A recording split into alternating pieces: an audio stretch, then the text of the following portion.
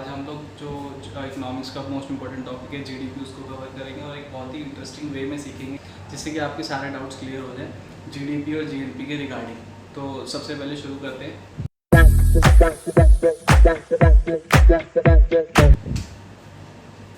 GDP की full form से शुरू करते हैं। सबसे पहले जीडीपी की फुल फॉर्म होती है ग्रॉस डोमेस्टिक प्रोडक्ट। अब इसकी डेफिनेशन क्या होती है उसको सीख लेते हैं। Final value of goods and services produced within the geographical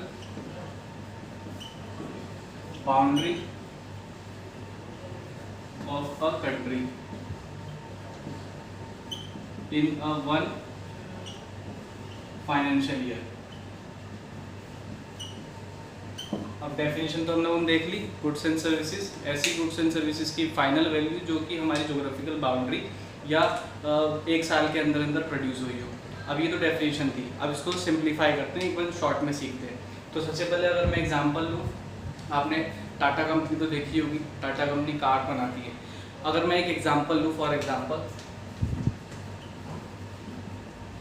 मान लेते हैं कि पूरे इंडिया के अंदर एक टाटा की कंपनी है, वो एक कार बना रही है। अब उस कार की वैल्यू है 10 लाख। मान लेते हैं इस 2023 में उसने 10 गाड़ियाँ बनाई, तो उसकी टोटल वैल्यू कितनी हो गई? 1 करोड़ रुपए। मतलब फाइनल वैल्यू वो जो गाड़ियों की वो होगी 1 करोड़ रुपए। ठीक है। अब टाटा इंडियन कंपनी है, हम सब भी जानते हैं। एक और एग्जाम्पल लेता हूँ इसी में ही। आपने ह्युंडई का नाम सुना होगा। ह्युंडई एक साउथ कोरियन कंपनी है। अब वो ह्युंडई के भी तो कुछ प्लांट्स हैं इंडिया में। इंडिया के अंदर ह्युंडई के अलग अलग जगह प्लांट्स हैं। अब ह्युंडई ने एक गाड़ी बनाई, उसकी वैल्यू है 7 लाख रुपए।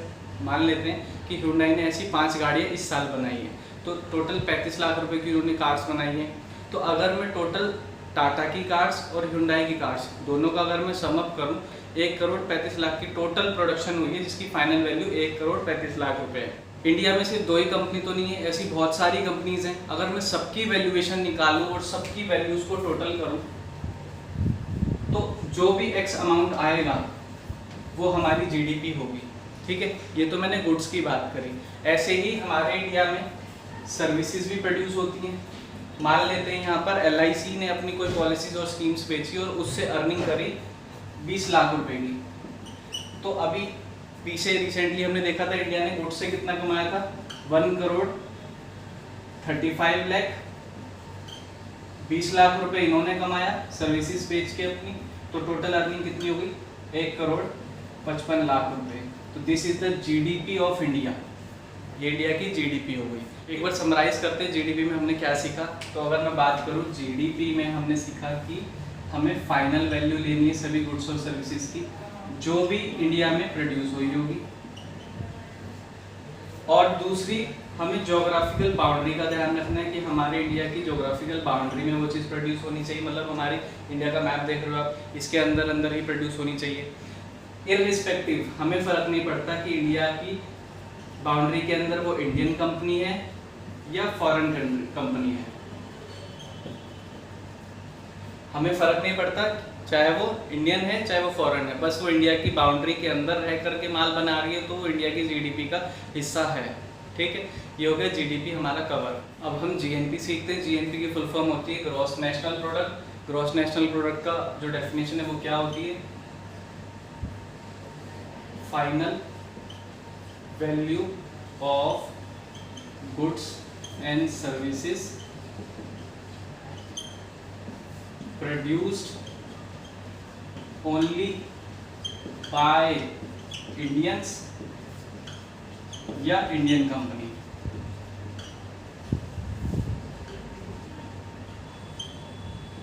इन अ फाइनेंशियल ईयर। अब इसका मतलब क्या है, इसको भी सिंप्लीफाई करते हैं। अभी मैंने एक एग्जांपल दिया था जिसमें टाटा ने 1 करोड़ की अर्निंग करी थी और जो ह्युंडई है उसने 35 लाख रुपए की अर्निंग करी थी। तो ऐसे ही टाटा की कुछ गाड़ियाँ जो कि साउथ कोरिया में भी जाती होंगी, मतलब वहाँ के भी लोग उसको खरीदते होंगे, और ह्युंडई की कंपनी की जो गाड़ियाँ हैं वो इंडियंस भी खरीदते हैं। तो जो अगर अर्निंग की बात करी जाए कि सिर्फ और सिर्फ इंडियंस की अर्निंग की बात करी जाए, जीडीपी में तो सभी चीज़ कैलकुलेट हो रही थी, हमें नहीं फ़र्क पड़ता वो डोमेस्टिक कंपनी है या फॉरेन कंपनी है। पर जीएनपी में फ़र्क पड़ता है। जीएनपी का मतलब है जो अपना पैसा है सिर्फ उसी को कैलकुलेट करेंगे और जो दूसरे का वो उसको लौटा देंगे। मतलब हम लोग अब जो 35 लाख रुपए हमने बात करी थी जो कि हुंडई ने अर्न कर रहे थे, वो अब हम साउथ कोरिया को लौटा देंगे। और जो टाटा ने साउथ कोरिया में सेल्स करी होगी उनसे अपना पैसा वापस मंगा लेंगे। मतलब जो इंडियन कंपनी ने अर्निंग साउथ कोरिया में करी है वो तो हमारी है ना, तो हम वो वापस ले लेंगे। तो सपोज करिए टाटा ने साउथ कोरिया में 2 करोड़ की गाड़ियां बेची हैं, ठीक है। अब 2 करोड़ हम अपनी इंडियन जीएनपी के अंदर कैलकुलेट कर लेंगे। अब इसको बोलते क्या, कुछ बोलते भी होंगे टेक्निकल टर्म्स में।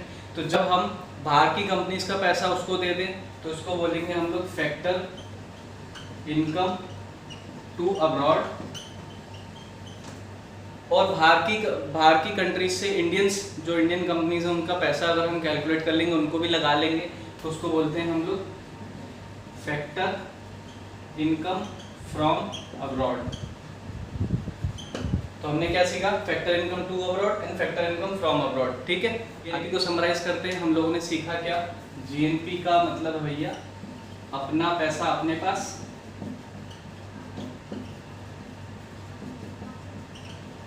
दूसरों का पैसा दूसरों के पास।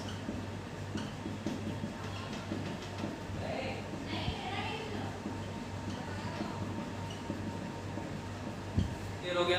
अब इसी एक फॉर्मूला और जनरेट होता है, अगर हमें जीडीपी से जीएनपी निकालनी हो तो क्या करेंगे। तो सबसे पहले मैंने क्या बताया था, फैक्टर इनकम फ्रॉम अब्रॉड, जो पैसा विदेश से आना है जो हमारा अपना पैसा है उसको ऐड कर देंगे और लेस कर देंगे फैक्टर इनकम टू अब्रॉड, जो दूसरों का पैसा है, जो दूसरी विदेशी कंपनीज ने इंडिया में रह के कमाया उनको वो वापस लौटा देंगे जिस कंट्री की वो ओरिजिन है, मतलब जहाँ से वो बिलोंग करती है। तो हमने सीखा क्या, जीडीपी से जीएनपी निकालना। इस चैप्टर के अंदर फॉर्मूलेस की याद करने की जरूरत नहीं है, अगर हम फॉर्मूलेस जनरेट करना सीख जाएंगे तो पेपर में आसानी होगी, क्योंकि फॉर्मूलेस एट अ टाइम याद ना आ पाए। हमने अभी पढ़ा था factor income from abroad, factor income to abroad. अगर हम इनको एक बॉक्स में डाल दें तो इसी का नाम हो जाएगा NFIA। NFIA का मतलब है net factor income from abroad. इन दोनों को अगर हम एक बॉक्स में कैटेगरी में डाल दें तो इसको NFIA बोलते हैं। तो फॉर्मूला बनाना हमने सीख लिया कि कैसे जीडीपी से जीएनपी निकाल सकते हैं हम लोग। अगर वाइसा वर्सा करके देखें, अगर हमें क्वेश्चन में जीडीपी निकालनी हो और जीएनपी गिवन हो तो क्या करेंगे, मतलब हमें अब सबका, दूसरे का भी पैसा हमारा है और हमारा तो हमारा है ही, तो हम क्या करेंगे NFIA को माइनस कर देंगे, मतलब net factor income from abroad को जीएनपी से माइनस कर देंगे तो हमारा जीडीपी आ जाएगा। बचपन में मैथ सीखी होगी आपने, लेफ्ट हैंड साइड जाकर के चीज़ों का जो साइन होता है वो रिवर्स हो जाता है, तो वैसे ही यहाँ पर है जीडीपी हमने यहीं छोड़ दी, NFIA यहाँ पर आ गई, तो जीएनपी में से NFIA माइनस करा, हम जीडीपी कैलकुलेट कर सकते हैं उसमें। जीडीपी जीएनपी कवर हो चुका है अच्छे से। अब हम सीखेंगे कि जीडीपी के कितने टाइप होते हैं। जीडीपी एक देखी जाती है जीडीपी एट एफसी और एक निकाली जाती है जीडीपी एट एमपी। अब इसका मतलब क्या क्या होता है वो सीख लेते हैं। इस एफसी का मतलब है फैक्टर कॉस्ट और इस एमपी का मतलब है मार्केट प्राइस।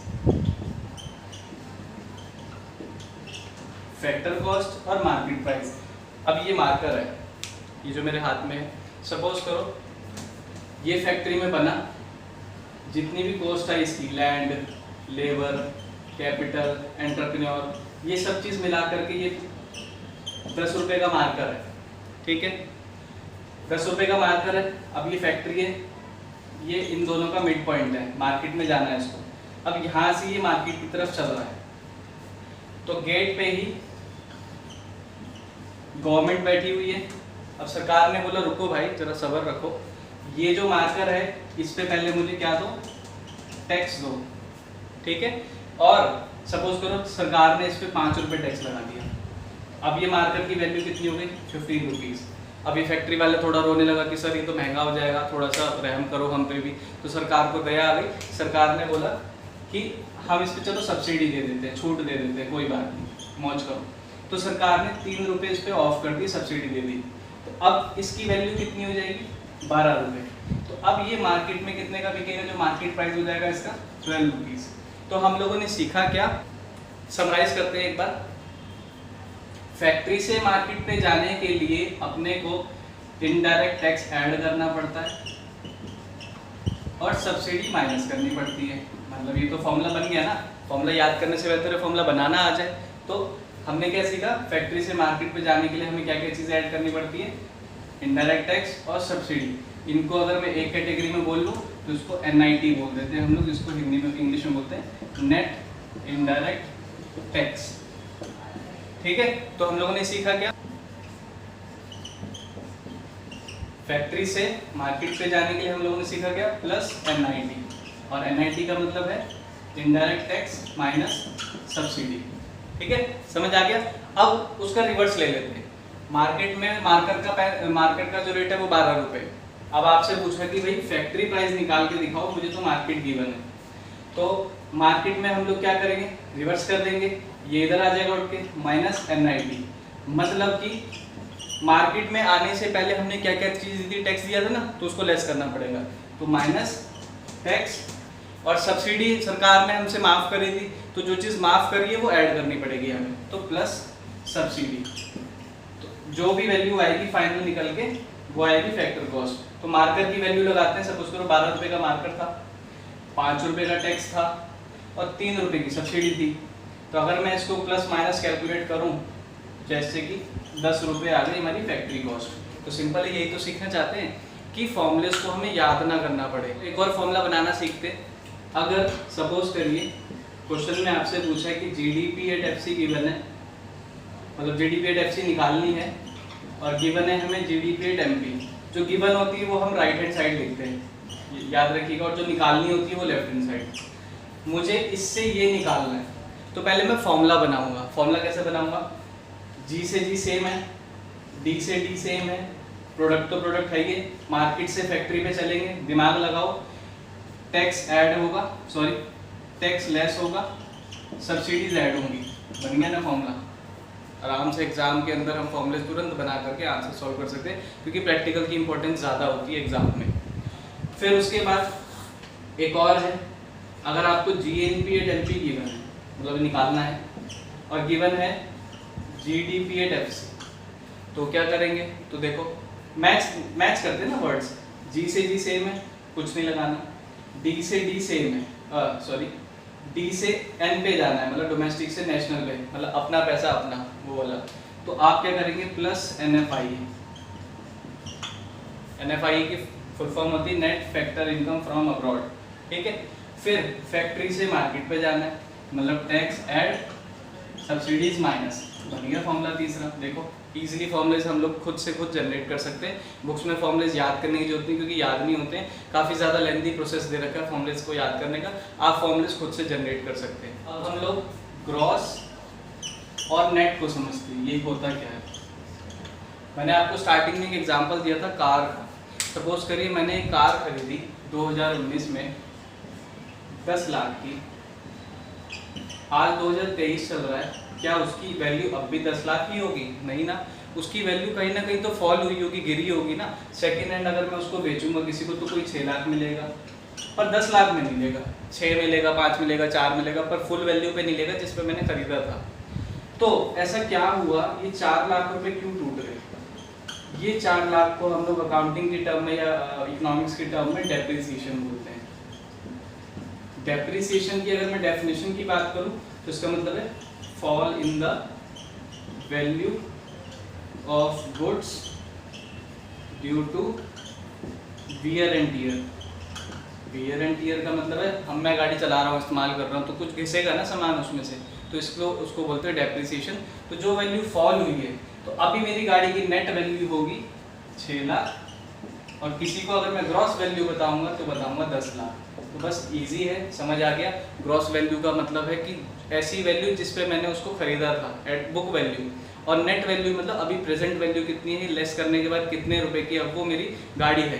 तो एक चीज़ समझ आ गई हम लोगों को, अगर हमें नेट पे जाना है ग्रॉस से तो हमें डेप्रिसिएशन लेस करना पड़ेगा, या हमें ग्रॉस पे जाना है नेट से तो हमें डेप्रिसिएशन ऐड करना पड़ेगा। ये दो फॉर्मूले और हमने ग्रॉस और नेट के सीख लिए। उसके बाद आगे चलते हैं, बड़ा फॉर्मूला बनाते हैं एक बार। अब मुझे क्वेश्चन में निकालना क्या है, GDP/MP और गिवन क्या है, NNP/FC। तो N से G पे जाने के लिए अभी सिखाया था हमने, डेप्रिसिएशन को ऐड करेंगे। नेशनल से डोमेस्टिक पे जाने के लिए हम लोग क्या करेंगे, माइनस NFIA। डोमेस्टिक पे जाना है तो मतलब यहाँ पर क्या करेंगे, जो भी नेट फैक्टर फर्म इनकम है उसको लेस कर देंगे।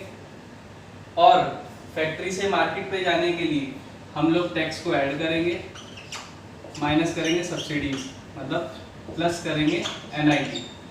देखो फॉर्मूला बन गया, याद भी करने की जरूरत नहीं पड़ी। दूसरा और भी बहुत सारे कॉम्बिनेशंस बना सकते हैं हम लोग। अगर क्वेश्चन में बोला है NNP/MP और क्वेश्चन में गिवन है GDP/FC, आप खुद से ट्राई करेंगे तो बन जाएंगे आसानी से। G से N पे जाना है, डेप्रिसिएशन लेस करेंगे। D से N पे जाना है, मतलब डोमेस्टिक से नेशनल पे जाना है, तो हम लोग क्या करेंगे, प्लस NFIA। फैक्ट्री से मार्केट पे जाना है, अभी ऊपर भी गए थे, फैक्ट्री से मार्केट पे जाना है तो प्लस NIT करेंगे। सो ये सिंपल क्लास थी जिसमें हमने फॉर्मूलास को बनाना सीखा था, जनरेट करना, जिससे कि हमें याद ना करना पड़े और इजीली फॉर्मूलास को इजीली क्वेश्चंस को हम लोग सॉल्व कर लें। इसमें हम लोग इसके प्रैक्टिकल्स को अच्छे से सॉल्व करेंगे। तो नेक्स्ट क्लास में मिलेंगे। Thank you, bye bye and like and share the video. जय हिंद, जय भारत।